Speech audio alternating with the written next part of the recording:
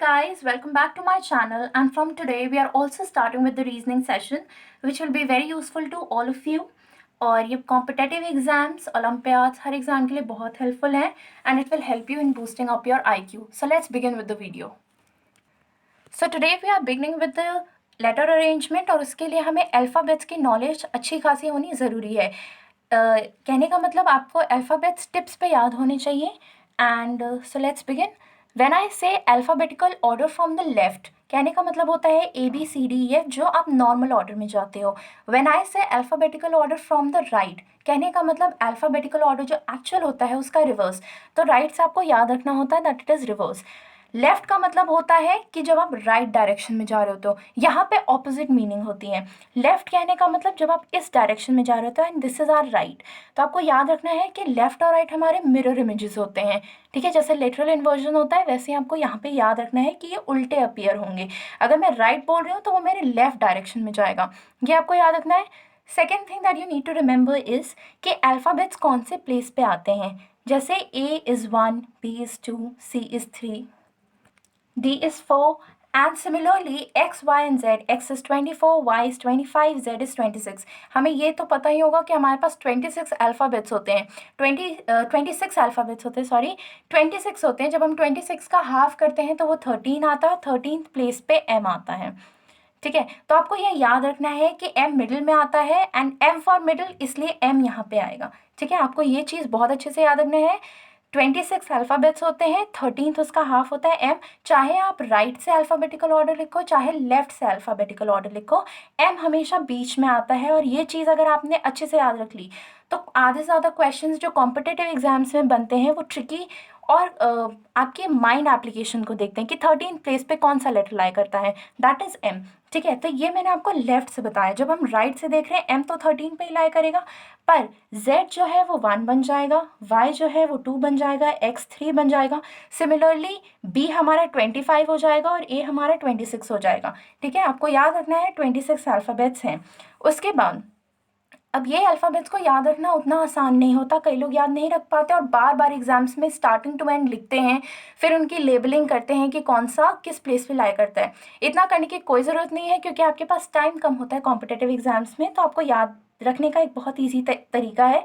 आप ये भी याद कर लोगे ना तो आप बहुत आसानी से कर सकते हो. Rather than writing 26 digits, 26 alphabets, आप 5 अल्फ़ाबेट्स ही लिख सकते हो. जैसे when we are going from left, that is in our specific sequential alphabetical order, तो वो E, J, O, T और Y होता है. E is at 5th place, J is at 10th place, O is at 15th place, T 20th and Y 25th.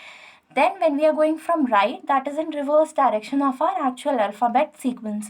तो हमारे पास आता है V, Q, L, G और B. V is at 5th, Q is at 10th, L is 15th, G is 25 and G is 20, B is 25. अब जैसा आप कोई question देख लो, जैसा अगर मेरे से पूछा गया है कि के किस प्लेस पे आता है तो मैं बड़ी आसानी से बता सकती हूँ 11th प्लेस पे. क्यों? क्योंकि मेरे को पता है कि जे 10th प्लेस पे है. अगर मेरे को जैसे ये 5 के गैप्स में अगर इनके पता है तो मैं बहुत आराम से बता सकती हूँ कि इनके बीच वाले नंबर का क्या प्लेसमेंट होगा. के 11th है क्योंकि जे 10th है और जे के बाद के आता है तो वो 11th हो गया.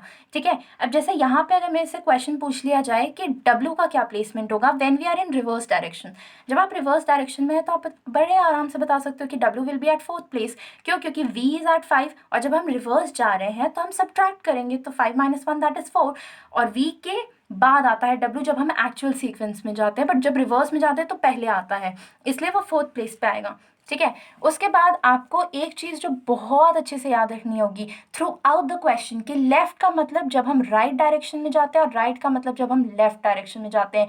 अगर आप ये चीज़ नहीं समझ पाओगे तो क्वेश्चंस आधे से ज़्यादा सारे गलत कर दोगे, इसलिए ये याद रखना बहुत ज़रूरी है. ओवरऑल जितना भी मैंने आपको अभी तक समझाया उसमें याद रखने वाली बात सिर्फ ये है कि लेफ़्ट डायरेक्शन ये होता है, राइट डायरेक्शन ये होता है, m सेंटर पे आता है. चाहे आप राइट से लो चाहे लेफ्ट से लो, 26 का हाफ 13 होता है और वो 13th प्लेस पे होता है. आपको लेफ्ट से राइट से इन 5 अल्फ़ाबेट्स के जो डिफरेंस हैं आपको बहुत अच्छे से याद होने चाहिए, तो आप किसी की भी प्लेस में बहुत आराम से बता सकते हो. अब आते हैं कुछ क्वेश्चंस की तरफ. तो अब आपने बेसिक्स तो सीख लिया है इस टॉपिक का. अब मैं आपको थ्रू कुछ क्वेश्चंस बताती हूँ कि मेरी टेक्निक क्या है, क्योंकि जब आप कॉम्पिटिटिव एग्जाम्स में जाते हो वहाँ पे आपको टाइम मिलता है 1 मिनट पर क्वेश्चन. जब आप 1 मिनट के लिए होता है और 1 मिनट कि ये क्वेश्चंस होते हैं अगर कोई प्रैक्टिस करके जाता है तो। पर अगर आप मेरे टेक्निक को यूज़ करोगे तो आप क्वेश्चंस को सेकंड्स में कर लोगे, अपना बहुत टाइम सेव करोगे। इसलिए आपको वीडियो मेरे साथ एंड तक देखना होगा, तभी आपको पूरी चीज़ समझ में आएगी। अभी यहाँ पे मैंने आपको शॉर्ट में अपनी टेक्निक समझाई है, लेटर ऑन मैं क्वेश्चंस के थ्रू आपको इंग्लिश डिकोड करना समझाऊंगी, क्योंकि इस क्वेश्चन में मेन तो इंग्लिश होता है। अगर आप इंग्लिश समझ जाओगे तो आप main gist of the question भी समझ जाओगे। ठीक है, जैसे क्वेश्चंस मैंने खुद बनाए हैं और आपके लिए मैं एक बार रीड कर देती हूँ। अगर मेरे पास कोई क्वेश्चन है जिसमें दिया हुआ है 6th to the right and 11th from the left, questions को ध्यान से पढ़िएगा, एक बार में ही समझ आ जाएगा। दिया हुआ है 6th टू द राइट, तो मैंने राइट के लिए R लिख दिया है, और मेरे पास बोला गया है 11th फ्रॉम द लेफ्ट, तो लेफ्ट के लिए मैंने L लिख दिया है, 11 L लिख दिया है। अब आप देख रहे हो कि यहाँ पे राइट और लेफ्ट है, राइट और लेफ्ट दोनों अलग अलग बातें होती हैं, इसलिए हमने दोनों के लिए ऐड कर दिया है। ठीक है, तो 6 + 11 हमें 17 दे देता है, और जो भी यहाँ पे नीचे हमें दिया होता है हम उसको L वहाँ पे लिख देते हैं। कहने का मतलब 17 फ्रॉम द लेफ्ट, ये बहुत आसानी से आप समझ सकते हो। ठीक है, जो भी नीचे दिया हुआ है, अब ये नहीं है कि जो भी नीचे दिया हुआ है उसी को लिख देंगे, इसके पीछे भी एक रीज़न है। लेफ्ट हमें दिया होता है 11th from the left, statement में जहाँ पे भी फ्रॉम दिया होता है वही आंसर में भी आता है, और ज़्यादातर टेक्निक्स में मैं आपको इसी तरह करके बताऊंगी कि फ्रॉम वाला स्टेटमेंट नीचे आएगा, इसलिए मैं बोल रही हूँ कि जो भी नीचे आएगा उसी को हम एज इट इज़ लिख देंगे। अब आपको बहुत अच्छे से पता होगा कि 17 फ्रॉम द लेफ्ट कौन सा लेटर होता है, नहीं पता एक बार देख लीजिए कि 17 फ्रॉम द लेफ्ट, लेफ्ट मतलब जब हम इस डायरेक्शन में जा रहे हैं, 17 from the left is Q, तो इसलिए मेरा आंसर आता है Q। ठीक है, उसके बाद नेक्स्ट क्वेश्चन देखिए, जब मेरे पास दिया हुआ है 8th to the left and 24th from left. ठीक है, तो फ्रॉम वाला स्टेटमेंट आपने देखा मैंने नीचे लिख दिया है 24th from left, 8th to left, to वाला स्टेटमेंट हमेशा ऊपर आता है। अब क्योंकि दोनों लेफ्ट में था इसलिए दोनों के लिए L लिख दिया गया है। अब हम सब्ट्रैक्ट करते हैं, क्योंकि दोनों सेम है, जब राइट और लेफ्ट दिया हुआ था तब हम ऐड करते थे। ये आपको याद रखना होगा, इसका और कोई ट्रिक नहीं है कि जब हमारे पास डिफरेंट चीज़ें दी हुई हैं, डिफरेंट डायरेक्शन है, हम उन्हें ऐड कर देंगे। देखिए यहाँ पे सब कुछ ऑपोजिट हो रहा है। ठीक है, तो ऑपोजिट चीज़ें चल रही हैं, कहने का मतलब जब मैं बोल रही हूँ कि हम लेफ्ट डायरेक्शन में जा रहे हैं, कहने का मतलब हम राइट की तरफ जा रहे हैं, और जब मैं राइट बोल रही हूँ हम लेफ्ट डायरेक्शन में जा रहे हैं। जब यहाँ पे चीज़ें ऑपोजिट हैं तब वो ऐड हो रही हैं, और जब चीज़ें सेम हैं तो वो सब्ट्रैक्ट हो रही हैं। तो ये चीज़ें आपको याद रखनी होंगी, 2-3 बार प्रैक्टिस करेंगे याद हो जाएगी।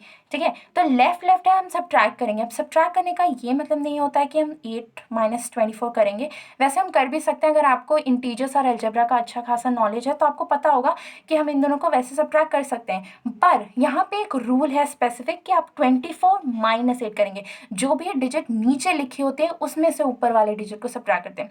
इनफैक्ट करते हैं यहाँ पे भी हम सेम चीज़ है कि 11 + 6 करते हैं, पर आप 6 + 11 करें बात सेम ही पड़ती है। एडिशन के केस में कोई फ़र्क नहीं पड़ता, हमेशा एक्सेप्शंस जो होते हैं सब्ट्रैक्शन के केस में आ जाते हैं।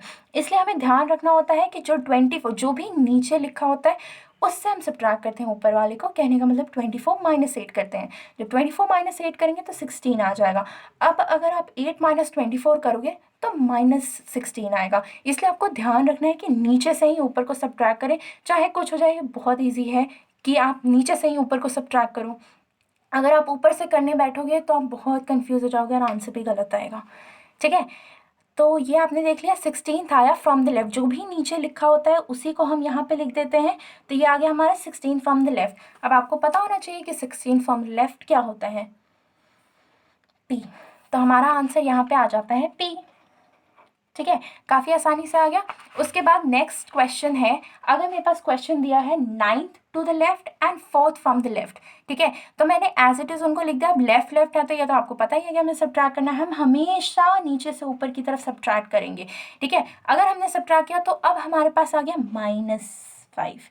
ठीक है, अब माइनस साइन एक प्रॉब्लम क्रिएट करता है। ठीक है, माइनस आ गया, माइनस में कोई अल्फ़ाबेट कभी एग्जिस्ट नहीं करता। आपको याद रखना है कि माइनस जब भी है हमें अलर्ट हो जाना है। ठीक है, अब आप -5 में आप इसको कैसे सॉल्व करते हो, अगर मेरे पास -5 आया तो मैं इसमें एक नंबर ऐड करती हूँ, दैट इज़ -1। याद रखना है कि हमें -1 ही ऐड करना है और कुछ ऐड नहीं करना है। ये सेट ऑफ रूल्स हैं जो याद रखने पड़ते हैं। ठीक है, जब आप इसको ऐड करते हो आपको मिलता है -6। ठीक है, अब -6 कहने का मतलब क्या हुआ, यहाँ पे मेरे पास रिजल्ट में आया था लेफ्ट। ठीक है, यहाँ पे अब माइनस कुछ और इंडिकेट कर रहा है, लेफ्ट आया है तो हम यहाँ पे लेफ्ट नहीं लिखेंगे। ठीक है, इस माइनस को चेंज कैसे करते हैं, हम लिख देते हैं 6th फ्रॉम राइट। ठीक है, अब 6 फ्रॉम राइट आप बहुत आसानी से बता सकते हो आप सभी के सब। देखो 6 फ्रॉम द राइट कौन सा होता है, यू होता है, तो हमें आंसर मिल गया यू। तो देखिए मैंने फाइनली आपको जितना भी इस टॉपिक में था एक पेज पे बता दिया है। ये जितना भी मैंने आपको बताया है स्टार्टिंग टू एंड बस इतना ही है इस टॉपिक में, और इस पे बेस्ड आप कोई भी क्वेश्चन कर सकते हो, कोई भी आप कोई भी क्वेश्चन उठाओ करके देखो, नहीं बनता है तो फिर आप मेरे को बताना, पर सारे क्वेश्चंस ऑलमोस्ट बन जाएंगे। ठीक है, एक बार और देख लो आप कैसे करना है। इसके सिर्फ 3 बेसिक केसेस होते हैं, आपको याद रखना होता है राइट लेफ्ट अगर अलग अलग दे दिया, ठीक है, तब तो ऐड करना है, कोई दिक्कत ही नहीं है। जो भी डिजिट जो भी यहाँ पे नीचे लिखा है, लेफ्ट लिखा है तो लेफ्ट लिख देंगे, राइट लिखा है तो राइट लिख देंगे। अभी मैं आपको क्वेश्चन में से इंग्लिश डिकोड करना बताऊंगी, ये बेसिक चीज़ था, आप पहले ये समझ लो। ठीक है, अगर लेफ्ट लेफ्ट दिया है तो इसके दो लेफ्ट लेफ्ट ही नहीं राइट राइट भी हो सकता है, मैंने लेफ्ट के 2 केसेस लिए हैं। आपके पास अगर सेम आ जाता है तो हमेशा याद रखना है कि हमें सब्ट्रैक्ट करना है, जो भी डिजिट जो भी यहाँ पे नीचे लिखा होता है लेफ्ट या राइट हम उसी को लिख देते हैं। ठीक है, अगर माइनस आ जाता है तो आप ऐसे याद रख सकते हैं कि ये एक एक्सेप्शन है, इसमें -1 हमें ऐड करना होता है। -1 ऐड करेंगे 6, और जो भी यहाँ पे लेफ्ट लिखा होता है उसका ऑपोजिट आ जाता है, that is 6 from the right, और इसका आंसर हमें यू मिल जाता है। एक और चीज़ आपको याद रखनी है, ठीक है, वो ये कि अगर आपको किसी भी अल्फ़ाबेट की पोजीशन लेफ्ट से पता है तो आप उसकी पोजीशन राइट से बता सकते हैं। ठीक है, कैसे, जैसे अगर मुझे लेफ्ट से पता है कि सी इज़ एट 3rd प्लेस, ठीक है, तो मैं उसकी पोजीशन राइट से बता सकती हूँ। वो कैसे, 27 से सब्ट्रैक्ट करके। हमारे पास टोटल अल्फ़ाबेट्स होते हैं 26, पर हम 27 में से सब्ट्रैक्ट कर सकते हैं।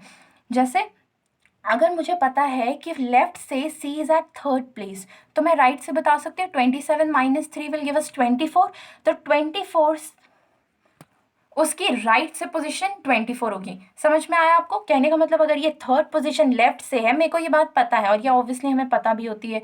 ठीक है, अगर आप एक बार याद कर लो तो ये चीज़ें आपको याद हो जाती हैं। अगर आपको राइट से बतानी है तो आप 27 - 3 करोगे, दैट इज 24, और राइट से जब आप इसकी पोजीशन चेक करोगे, जब यहाँ से आप काउंट करने उल्टे डायरेक्शन में शुरू करोगे तो ये 24 आएगा। चेक भी कर सकते हो, 24, 25, 26, तो 24 आएगा। तो ये एक इंपॉर्टेंट चीज़ है। इनफैक्ट इस पूरे टॉपिक में 3 बेसिक चीज़ें आपको याद रखनी है, और वो रूल्स हैं कि if the position of any alphabet is known from left then its position can be determine from right by subtracting it from 27। सबसे ईजी टेक्निक, और ये क्वेश्चंस बहुत लो लेवल के एग्जामिनेशंस में आते हैं, पर आते ज़रूर हैं, कभी भी आ सकते हैं, वी नेवर नो। सेकेंड चीज़ ये है कि at the numbers of both the directions are opposite, जैसा कि मैंने आपको बताया कि राइट और लेफ्ट का केस दिया है अगर हमें क्वेश्चन में, तो हम दोनों को ऐड करेंगे and subtract the numbers if the direction are same. ठीक है, तो ये 3 रूल्स के थ्रू आप सारे क्वेश्चंस कर सकते हो। अब ये जो है ये बुकिश लैंग्वेज मैंने आपके लिए प्रिपेयर की है, अगर आप चाहो तो इसे पढ़ सकते हो, वीडियो पॉज करके नोट डाउन कर सकते हो, वरना ये वही बात है जो मैंने अभी आपको बताई है। तो ये है बुकिश लैंग्वेज और कॉम्पिटेटिव एग्जाम्स में आने वाला लैंग्वेज टेक्निक, मैं वही अप्लाई करूंगी। एक बार क्वेश्चन रीड करते हैं।